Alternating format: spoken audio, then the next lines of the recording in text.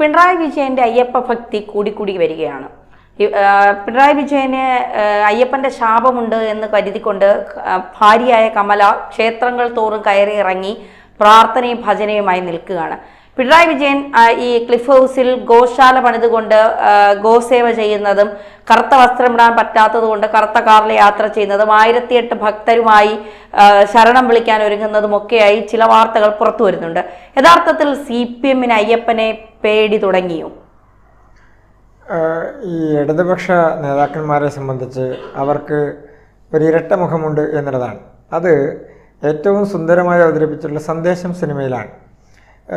അതൊരു പരിച്ഛേദമാണ്, സമൂഹത്തിൻ്റെ ഒരു പരിച്ഛേദമാണെന്ന് അവതരിപ്പിക്കപ്പെട്ടത്.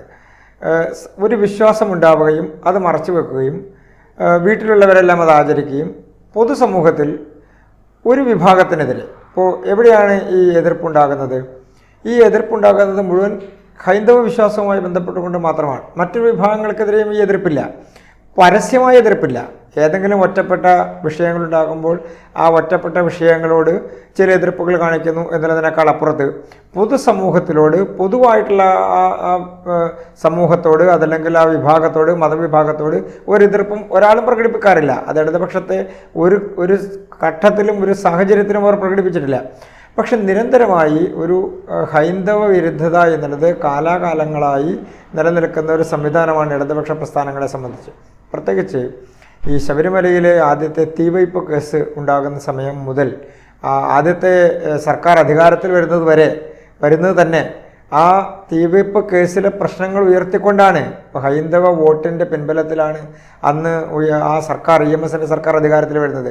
അപ്പോൾ ശബരിമലയിലെ തീവയ്പുമായി ബന്ധപ്പെട്ടുകൊണ്ട് ഉയർന്നു വന്ന പ്രശ്നത്തിൽ പോലും അവർ എടുത്തത് രാഷ്ട്രീയ നിലപാടാണ്, രാഷ്ട്രീയ ഇടപെടലുകളാണ്.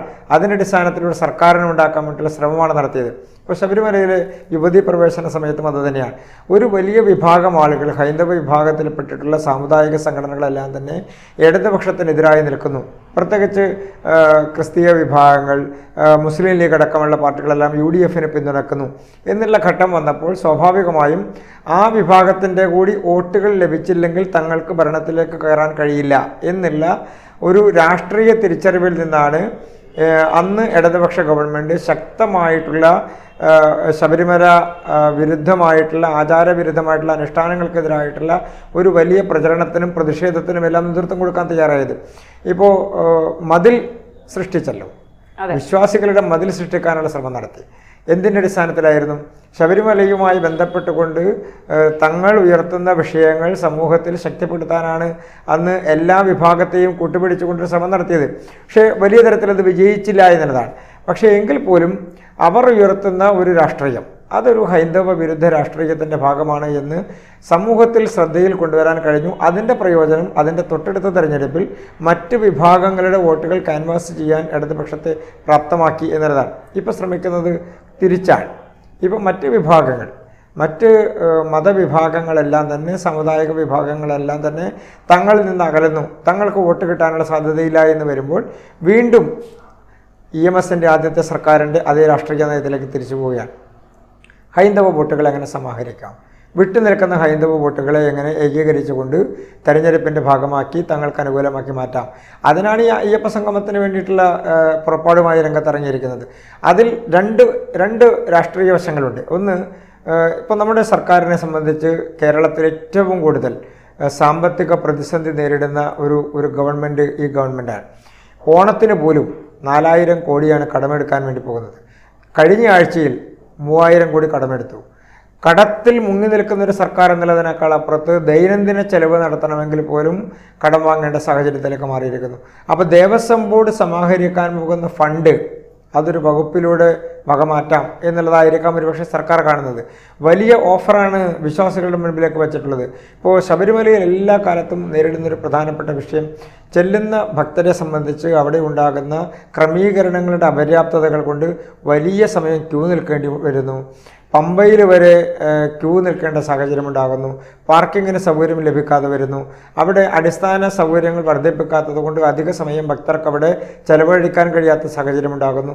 ഒരു കാലഘട്ടത്തിൽ രാത്രിയും 2 ദിവസവും 3 ദിവസമൊക്കെ ഭക്തർ താമസിച്ചിരുന്ന സ്ഥലത്ത് ഇപ്പോൾ ബഹുമാനപ്പെട്ട കോടതി ഇടപെട്ടുകൊണ്ട് 6 മണിക്കൂറോ 8 മണിക്കൂറോ കഴിയുമ്പോഴത്തേക്കും ഒരു ഭക്തൻ തിരിച്ച് മലയിറങ്ങേണ്ട സാഹചര്യം ഉണ്ടാകുന്നു.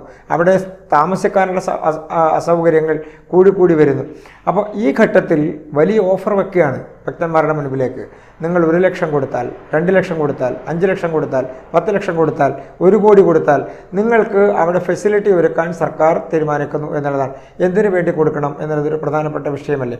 അപ്പോൾ ശബരിമലയിൽ വികസനം നടത്താൻ എന്നുള്ള ഒരു പ്രചരണം ഒരു ഭാഗത്ത് നടത്തുകയും മറുഭാഗത്ത് അതിൻ്റെ പേരിൽ വലിയ ഫണ്ട് ശേഖരിക്കാനുമുള്ള ശ്രമങ്ങൾ നടത്തിക്കൊണ്ടിരിക്കുന്നു എന്നുള്ളതാണ്. ഇത് എവിടെയാണ് ഇത് ഉപയോഗിക്കാൻ പോകുന്നത്? നമ്മുടെ സംസ്ഥാനത്ത് ഏത് വികസന പദ്ധതി വന്നാലും അതെല്ലാം ഒരു ഘട്ടത്തിൽ അല്ലെങ്കിൽ മറ്റൊരു ഘട്ടത്തിൽ അതിൻ്റെ എല്ലാം കോൺട്രാക്റ്റ് പോകുന്നത് ഒരു സൊസൈറ്റിക്കാണ്. നമ്മുടെ കേരളത്തിലെ എല്ലാ വികസന പദ്ധതികളും എടുത്ത് നോക്കിയാൽ അറിയാം, കോൺട്രാക്റ്റ് പോകുന്നത് ഇടതുപക്ഷത്തിൻ്റെ നേതൃത്വത്തിലിരിക്കുന്ന ഒരു സൊസൈറ്റിയിലേക്കാണ്. അപ്പോൾ ഏതെങ്കിലും ഒരു ഘട്ടത്തിൽ ഫണ്ടിന് അപര്യാപ്തത വന്നാൽ, സാമ്പത്തിക ഇടപാടുകൾക്ക് അപര്യാപ്തത വന്നാൽ അത് ക്രമീകരിക്കാനുള്ള മറ്റൊരു മേഖല കണ്ടെത്തുക, അത്രയേ ഉള്ളൂ.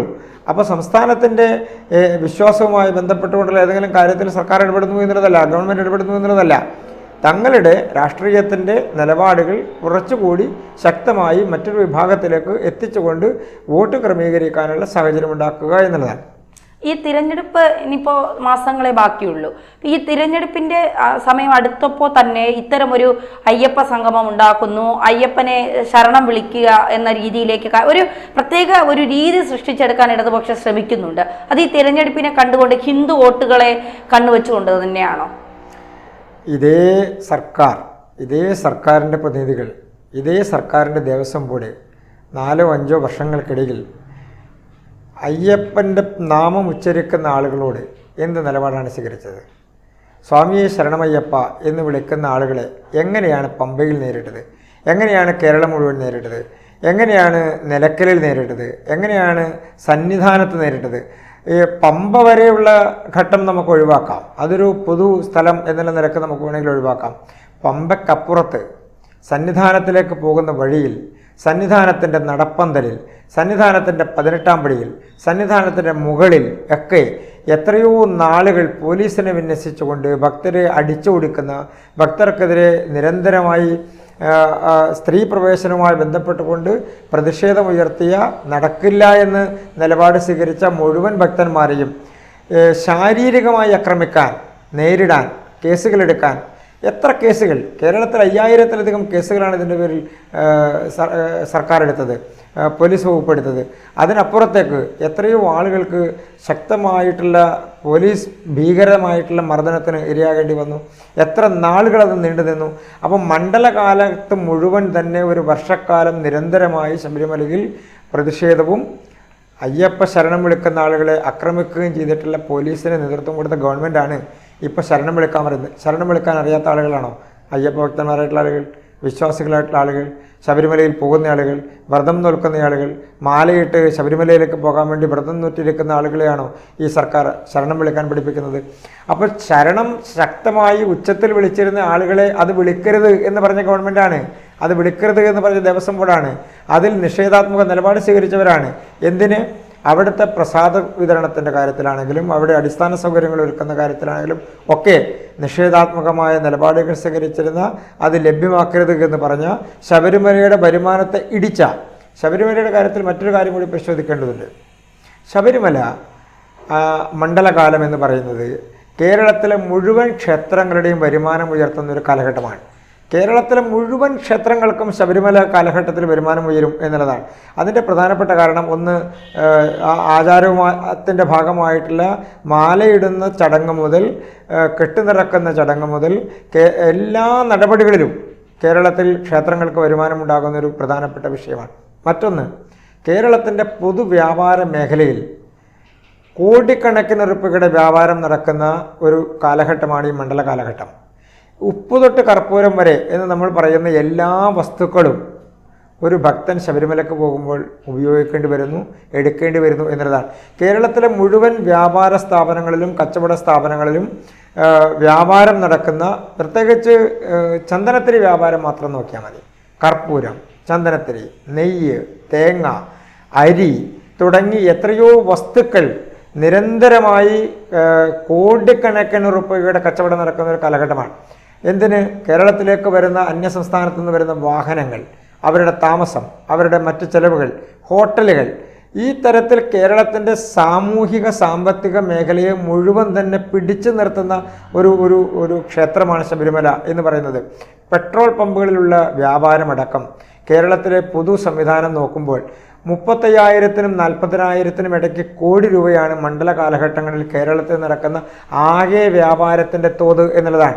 അത് എല്ലാ മേഖലയിലും എടുത്ത് കൂട്ടിക്കുഴച്ചാൽ, ഒപ്പം ശബരിമല അടക്കമുള്ള മേഖലകൾ, ഈ തരത്തിൽ നടക്കുന്ന ഒരു വലിയ സാമ്പത്തിക ഇടപാടുകളെയാണ് ഈ സർക്കാർ തകർത്തത്. അപ്പോൾ അങ്ങനെയുള്ള ഒരു സർക്കാർ എന്തിനാണ് അയ്യപ്പ മന്ത്രം ഉച്ചരിക്കണം എന്ന് ഇപ്പോൾ പറയുന്നത് എന്നുള്ളത് രാഷ്ട്രീയമല്ലാതെ മറ്റെന്താണുള്ളത് ആ കാര്യത്തിൽ?